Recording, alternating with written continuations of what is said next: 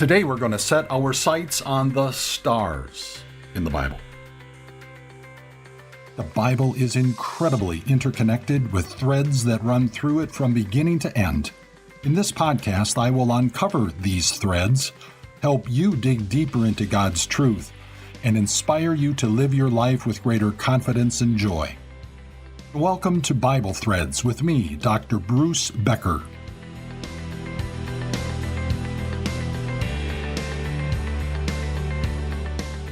So what comes to mind when you hear the word stars? It's a word that is used in different ways. There are the stars which dot the nighttime sky, and there's a lot of them. Do you know how many stars astronomers estimate are just in our own Milky Way galaxy? According to NASA, there are 100 billion stars in the Milky Way on the low end and 400 billion on the high end. The sun in our solar system is just one of those more than 100 billion stars. You know, that's incredible to think about, isn't it? But the Milky Way is just one galaxy in our universe. There are many more. In fact, astronomers estimate that there are 100 billion other galaxies in the universe. So let's do a little math. If we estimate that each galaxy has 100 billion stars, and there are 100 billion galaxies, then the total number of stars in the universe is about 1 septillion. That's the number 1, followed by 24 zeros. Try to wrap your brain around that number. Bottom line, there's a whole lot of stars in the universe. Another kind of star is portrayed as a 5-pointed figure or shape. Unless, of course, you're Jewish, then you have a 6-pointed star, known as the Star of David. And you can find this 6-pointed star on Israel's national flag. The 5-pointed figure or symbol is used in many ways. Probably the most common is that stars are used to rate or rank goods and services. For example, you purchase a product online from Amazon. Amazon wants you to rate it. 5 stars is the best, 1 star is the worst. Or I suppose no stars is even worse than 1 star. This 5-star rating system is also used by Google, for example, to rate restaurants, movies, hotels, websites, you name it. The word star is also used to describe people who excel in their field of work. There are stars who excel in business, in sports, in entertainment. There are 5-star salespeople, 5-star teachers, 5-star realtors. Just name the profession and you will find that there are stars in that field. So you see, the word star is used in our English language in a variety of ways. That's also true in the Bible. For sure, the Bible speaks about the physical stars in the heavens, but it also speaks about stars as objects of worship, as a metaphor for God's Old Testament people and God's New Testament people. In addition, the Bible also speaks about stars as signs of the end times. And there's a special star mentioned in the Bible, and we'll get to that later. Let's start with the physical stars. Keep in mind there are 1 septillion of them, give or take a trillion. We first hear about these stars in the opening chapter of Genesis, when our Creator God made them. We read, God made 2 great lights, the greater light to govern the day, that was the sun, and the lesser light to govern the night, that's the moon. He also made the stars. To truly appreciate the stars in the nighttime sky, one needs to go to a place far from city lights. I've experienced this in the Northwoods of Wisconsin several times, and in the Rocky Mountains last summer. There are places where you can go to look up into the sky and just marvel at the stars in the galaxy. You can even see the milkiness, if that's a word, of the Milky Way. And if you don't know what I'm referring to, check out some pictures of the Milky Way. And then go find a place where it's really dark.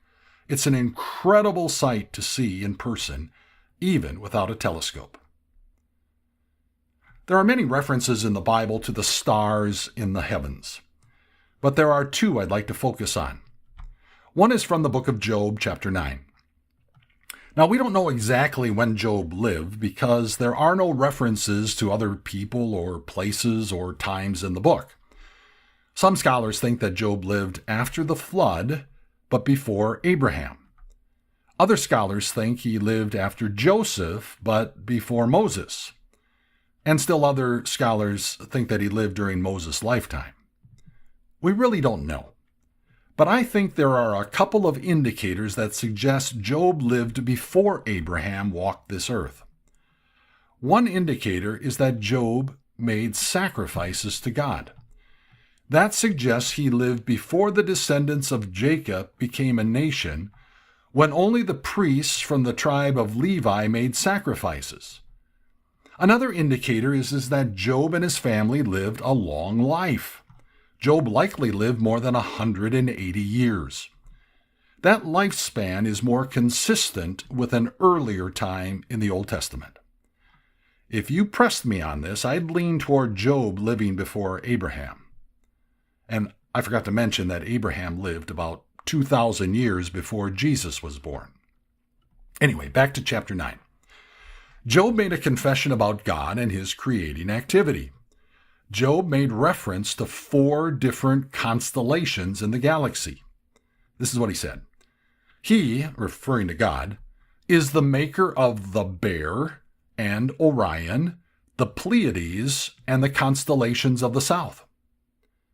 The Bear is also known as the Ursa Major, or the Big Dipper, a constellation of 7 stars located in the northern sky. Next, Job mentioned Orion, a constellation named for a hunter. It is one of the brightest constellations in the southern sky. The third one that Job mentioned was the Pleiades, 7 large stars that later Greek mythology would name as the 7 daughters of the god Atlas, who was thought to hold the earth and the heavens on his shoulders. The last constellations that Job mentioned were simply the constellations in the south. You know what is remarkable to me is the depth of knowledge about astronomy that Job had. The second passage is from the Psalm, Psalm 147. The psalmist says, "He determines the number of the stars and calls them each by name. Great is our Lord and mighty in power. His understanding has no limit." Now think about that. Human astronomers estimate there are about 1 septillion stars in the universe. The God who created them all knows the exact number and gave them each a name. I don't know about you, but my puny brain can't begin to grasp the greatness and power of our God. But I know this: the stars in the universe testify to that greatness and power. Did you know that for centuries people have made the stars in the galaxy objects of their personal worship? When the Israelites were about to enter the land promised to Abraham, Isaac, and Jacob, after wandering in the Sinai Peninsula for 40 years, Moses told the people to be on guard against worshiping created things rather than the Creator. In the land of Canaan that they were about to take possession of, were people who worshiped the sun, moon, and stars. Moses warned of worshiping any created shape, any animal or bird or fish in the sea, and he then added, "And when you look up to the sky and see the sun, the moon, and the stars, all the heavenly array, do not be enticed into bowing down to them and worshiping things the Lord your God has apportioned to all the nations under heaven." The Lord was so serious about his people not worshiping the sun, moon, or stars that later in the book of Deuteronomy he told the people, "If a man or a woman living among you in one of the towns the Lord gives you is found doing evil in the eyes of the Lord your God, in violation of his covenant, and contrary to my command has worshipped other gods, bowing down to them, or to the sun, the moon, or the stars in the sky, and this has been brought to your attention, then you must investigate it thoroughly. And you know what the punishment was for worshiping heavenly objects? Death by stoning. The Lord considered this kind of worship detestable. In Acts chapter 7, when Stephen addressed the Sanhedrin, he recounted the fact that the Old Testament Israelites often failed to worship the Creator, and instead worshipped created things. Stephen quoted the prophet Amos, who was speaking the word of the Lord. The Lord said, "Did you bring me sacrifices and offerings 40 years in the wilderness, people of Israel? You have taken up the tabernacle of Moloch, and the star of your god Rephan, the idols you made to worship. Therefore I will send you into exile beyond Babylon." Worship of the idol Moloch was detestable to the Lord. One reason, it involved the sacrifice of children. Yet some in Israel worshipped Moloch. Stephen's reference to the star of the god Rephan is considered by many Bible scholars as referring to the planet Saturn. Now, Saturn was worshipped by the ancient Egyptians. So it seems likely, or at least possible, that the Israelites had learned about worshiping Saturn while they were slaves in Egypt. Because the Israelite people worshipped created things rather than the Creator, God would one day exile them to Babylon, a culture that also worshipped the stars. You see, God created the stars in the sky, but he never wanted his people to worship them. Yet today, people still worship the stars. It's called not the scientific discipline known as astronomy, but rather the pseudoscience known as astrology, which is no science at all. Did you know that there is an Eastern Hindu astrology alongside a Western astrology? With both versions, there are 12 astrological signs or sectors, 30 degrees each, that make up the Earth's 360-degree orbit around the Sun. The signs begin on the first day of spring, which is called the vernal equinox. Aries is the first sign, followed by Taurus, Gemini, Cancer, Leo, Virgo, Libra, Scorpio, Sagittarius, Capricorn, Aquarius, and Pisces. These 12 signs or segments are known as the zodiac. Each sign was named after a constellation of stars that the sun moved through while crossing the sky. But here's something interesting. Over the centuries, Western astrology segments have shifted out of alignment that they were named after.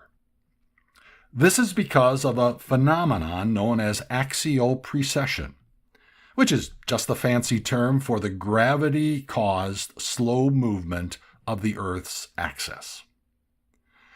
What this means is that the original constellation, for example, Aries, is no longer aligned with the original calendar date beginning on March 21st, the first day of spring.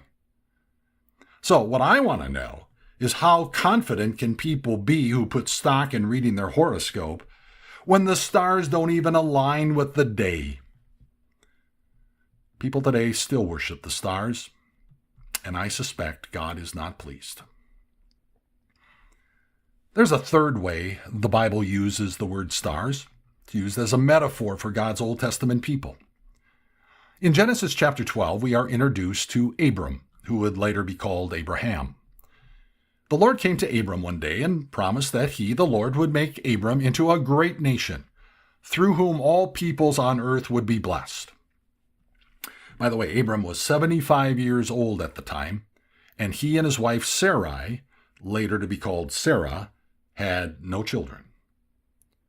Let's fast forward to Genesis chapter 15, where we learn that Abram and Sarai still had no children. So Abram decided that he would make one of his servants, a man by the name of Eliezer, his heir. The Lord came to him in a dream and said, "Abram, not so fast." The Lord said, "This man will not be your heir, but a son who is your own flesh and blood will be your heir." He took him outside and said, "Look up at the sky and count the stars, if indeed you can count them. And then he said to him, so shall your offspring be. The Lord would repeat this star metaphor promise to Abram a second time, and then repeat it also to Isaac and to Jacob. God's Old Testament people would be as numerous as the stars in the sky. The word stars is also a metaphor for God's New Testament people, which includes you and me. The Apostle Paul, in his letter to the Christians living in the Macedonian city of Philippi, wrote this, do everything without grumbling or arguing, so that you may become blameless and pure, children of God without fault in a warped and crooked generation. Then you will shine among them like stars in the sky as you hold firmly to the word of life. Christians are like stars, a shining beacon of light in a world darkened by evil and violence. This passage also reminds me of what Jesus said, you are the light of the world. In the book of Revelation, we find another reference to stars. The Apostle John, who was exiled to the island of Patmos, was gifted by God with a series of visions that revealed that no matter how evil this world gets, the Lord is still in control and he still wins. In fact, he's already won. He has already defeated Satan and has secured our eternal life. Here's what we read. In his right hand, in the right hand of Jesus, he held 7 stars, and coming out of his mouth was a sharp double-edged sword. His face was like the sun shining in all its brilliance. When I saw him, this is John speaking, I fell at his feet as though dead.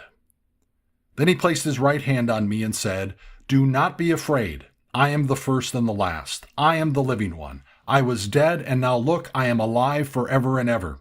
And I hold the keys of death and Hades. Write therefore what you have seen, what is now and what will take place later. The mystery of the 7 stars that you saw in my right hand and of the 7 golden lampstands is this. The 7 stars are the angels of the 7 churches, and the 7 lampstands are the 7 churches. So, who are the angels of the 7 churches? By the way, the 7 churches were 7 actual Christian churches that existed in the first century. They were all located in the western part of Asia Minor, which today is the country of Turkey.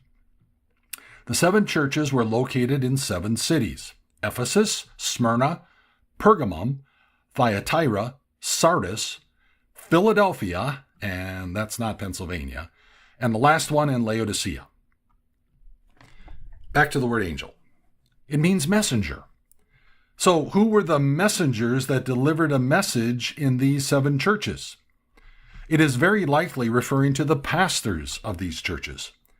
They delivered God's message to the people through their teaching. In this vision, the stars represented God's New Testament messengers to his New Testament people.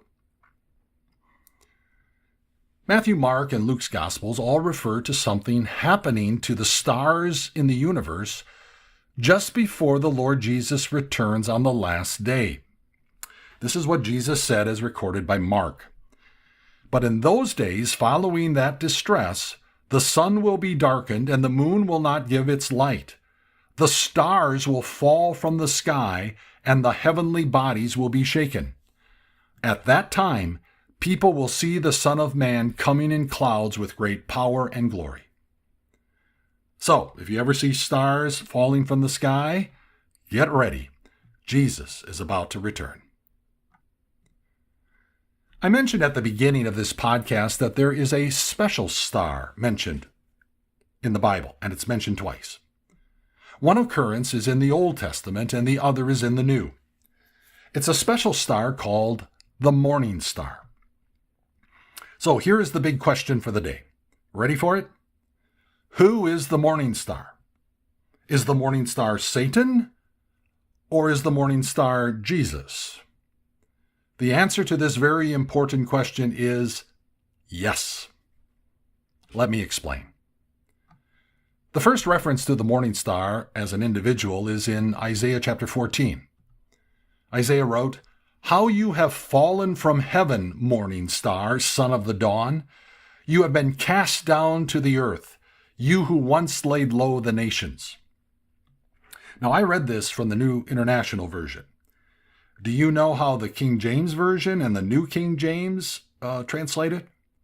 Instead of morning star, the King James Version say, Lucifer, son of the morning. Now, it's clear from the rest of the chapter that Isaiah is referring to Satan's fall from heaven. Satan being cast out of heaven and earth, down to the earth, reminds me of something Jesus said in Luke 10. Prior to this, Jesus had sent out 72 missionaries to tell people about him. When they returned, they were ecstatic. They said, Lord, even the demons submit to us in your name. To which Jesus replied, I saw Satan fall like lightning from heaven. I have given you authority to trample on snakes and scorpions and to overcome all the power of the enemy. Nothing will harm you. However, do not rejoice that the spirits submit to you, but rejoice that your names are written in heaven. So in the Old Testament, the morning star refers to Satan, who was cast out of heaven after he rebelled against God. Now in the New Testament, in Revelation chapter 22, Jesus unmistakably identifies himself as the morning star.